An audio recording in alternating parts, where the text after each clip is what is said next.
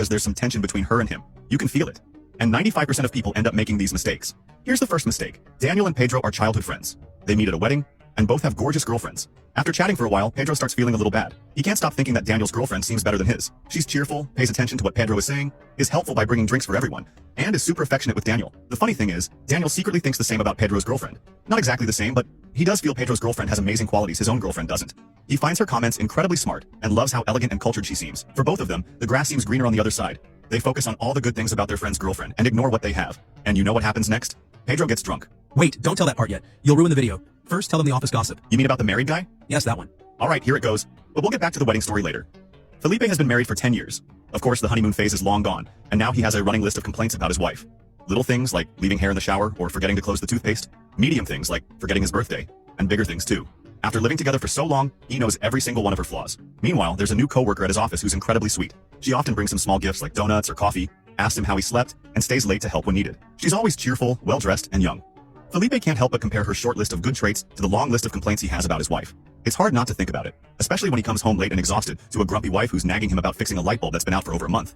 But you and I both know what's happening here. The grass always seems greener on the other side. If Felipe made the mistake of leaving his wife to start something with his coworker, you and I know how it would end. 9 out of 10 times, the same thing happens. Soon, he'd realize this perfect person has her own flaws, just as big or even bigger than his wife's. Then he'd regret leaving someone who was there for him through thick and thin for 10 years. This is how the mind works. We see all the good in what we don't have, and all the bad in what we do have. It's a bias. Pay attention to that. It's important. Here's a sad example. Roberto was estranged from his father for the last 10 years of his life. When his father died unexpectedly, Roberto couldn't stop thinking about all the good moments they shared and his dad's great qualities. Now, he can't forgive himself for wasting the years they could have spent together. Alright, enough with the sad tone. Let's get back to the wedding drama.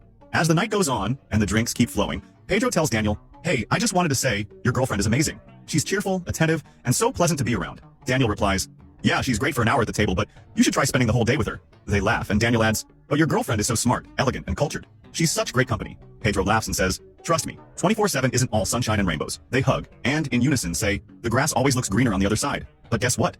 Their girlfriends overheard everything. The elegant one tells the cheerful one, "This always happens to me. At first it's flowers and chocolates. They treat me like a queen. But then they start taking me for granted and drooling over whoever comes along." The cheerful one responds, "Are you calling me whoever?" "No. It is a joke. I also noticed how your boyfriend was looking at me." They laugh, agreeing that most men fall into this trap, failing to appreciate what they have and idealizing what they don't until it's too late. Then, with a mischievous grin, they head to the dance floor together. Oh, and before I forget, there's a book I want to recommend. It's one I wish I'd read before turning 30 because it shows how small changes in your habits can completely transform your life. It's called Atomic Habits.